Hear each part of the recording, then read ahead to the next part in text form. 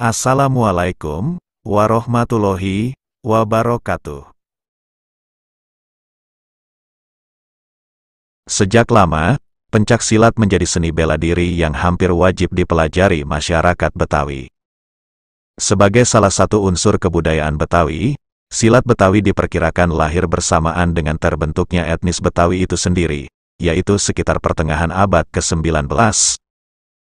Etnis Betawi diperkirakan terbentuk sekitar tahun 1815 sampai tahun 1893.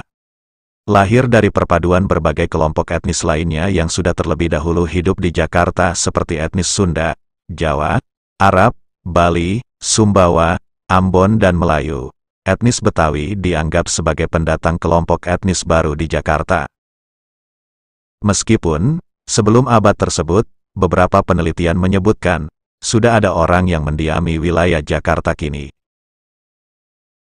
Jakarta Raya dan sekitarnya dari zaman prasejarah hingga kerajaan Pajajaran, secara arkeologis telah memberikan bukti-bukti yang kuat dan ilmiah, tentang sejarah penghuni Jakarta dan sekitarnya dari masa sebelum kerajaan Tarumanagara pada abad ke-5. Hanya saja, makin banyaknya orang asing yang datang ke Jakarta, membuat wilayah yang dulu dikenal dengan pelabuhan Sunda Kelapanya ini, makin terasa majemuk. Kemajemukan itulah yang pada akhirnya menyebabkan terjadinya pertukaran seni, budaya, adat istiadat hingga ilmu bela diri yang berkembang saat itu, salah satunya lewat silat, atau orang Betawi menyebutnya main pukulan. Sejalan dengan bercampur baurnya kebudayaan, keragaman aliran silat Betawi sejatinya juga turut diwarnai oleh latar belakang silat dari daerah lain, seperti silat aliran Syah Bandar, China, dan beberapa aliran silat dari Sunda. Proses asimilasi mendapatkan nama aliran ataupun perkumpulan baru. Menjamurnya aliran pencaksilat di Betawi pun bukan tanpa alasan. Pasalnya, menurut catatan sejarah, Jayakarta menjadi daerah jajahan pertama di Nusantara sejak tanggal 30 Mei tahun 1619 dan berganti nama menjadi Batavia.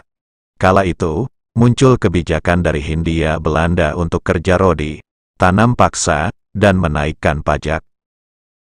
Kebijakan-kebijakan itu melahirkan gejolak revolusi dan perlawanan masyarakat tani. Di tanah Betawi, perlawanan masyarakat tani dipelopori para jago. Istilah ini merujuk pada guru main pukulan dan melindungi masyarakat. Seorang jago Betawi dilarang atau pantang berjudi, merampok, memerkosa, minum minuman keras, atau melakukan perbuatan tercela lain. Saking berkembangnya silat, tiap aliran silat di Jakarta atau silat Betawi akhirnya dinamai berdasarkan suatu daerah. Misalnya saja, silat Kemayoran, silat Tanah Abang, silat Rawabelong, dan lainnya. Nama aliran silat ini pun biasanya merujuk pada jago di setiap kampung. Sejak zaman dulu, hampir setiap kampung di Jakarta memiliki jagoannya masing-masing. Tidak hanya menjaga kampung, jagoan dimaksud juga cukup disegani karena tingkah lakunya yang terpuji. Mengingat pesilat atau jago main pukulan ini menggunakan ilmu bela diri untuk perbuatan amar ma'ruf nahi mungkar, mengajak manusia ke jalan yang benar dan menjauhi kezaliman. Berbagai tokoh kemudian diingat sebagai jawara atau pesilat yang turut menjaga daerahnya pada masa penjajahan dulu. Sebut saja Sabeni, pendekar legendaris dari Tanah Abang, serta Pitung dari Kampung Rawabelong, Jakarta Barat, yang belajar silat dan mengaji dari Haji Naipin. Kemudian Entong Tolo dari Pondok Gede, Entong Gendut dari Condet, dan Kaiin Bapak Kayah dari Tangerang. Di antara nama-nama jagoan, jawara atau pendekar, terselip satu nama jawara dari Pulau Seribu, yakni Kiai Mursalin. Kiai Mursalin merupakan tokoh Betawi yang akrab dipanggil Nek Aing. Beliau juga dikenal sebagai ulama sekaligus jawara di Kepulauan Seribu, khususnya Pulau Panggang. Pulau Panggang dan Kepulauan Seribu telah tersentuh oleh mubalik-mubalik Islam, terutama berasal dari darat, seperti Banten dan Jayakarta.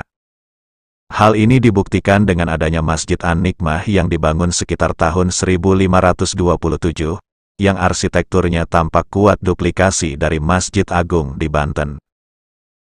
Masjid itu pun dianggap sebagai salah satu peninggalan penyebaran agama Islam di Pulau Panggang. Ilmu bela diri yang dikuasai oleh Kiai Mursalin disebut dengan pukulan Nek Aing. Oleh karena itu, beliau juga kerap dipanggil sebagai Nek Aing.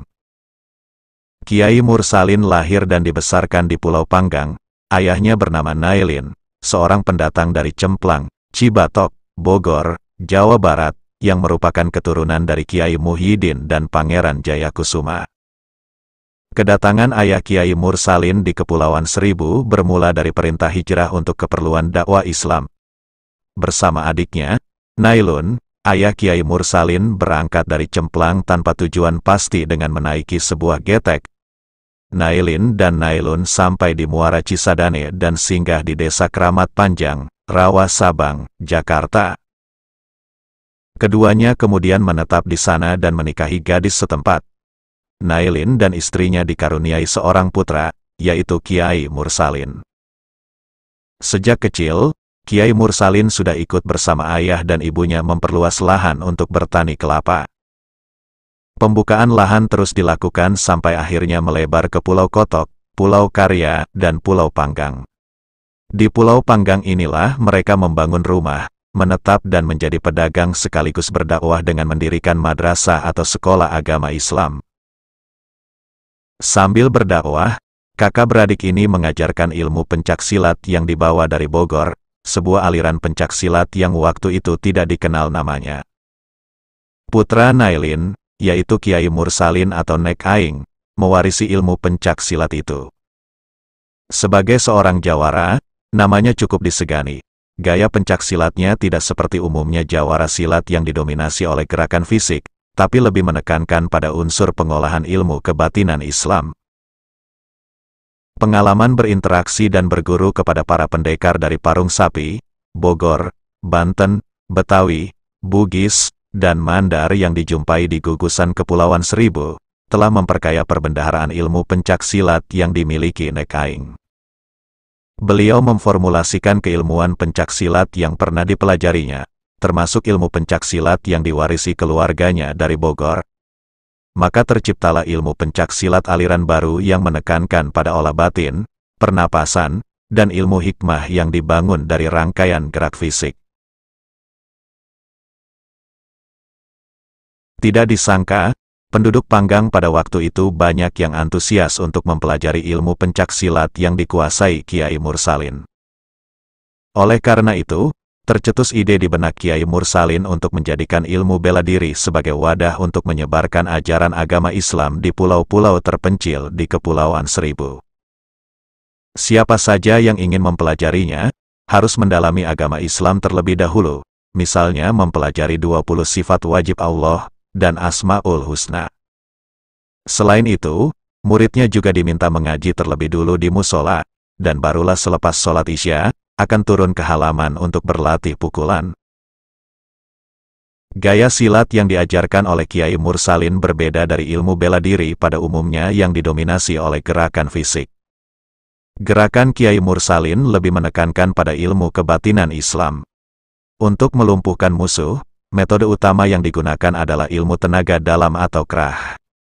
Jadi, tanpa menyentuh, Neng Aing bahkan bisa membuat lawan jatuh terpental.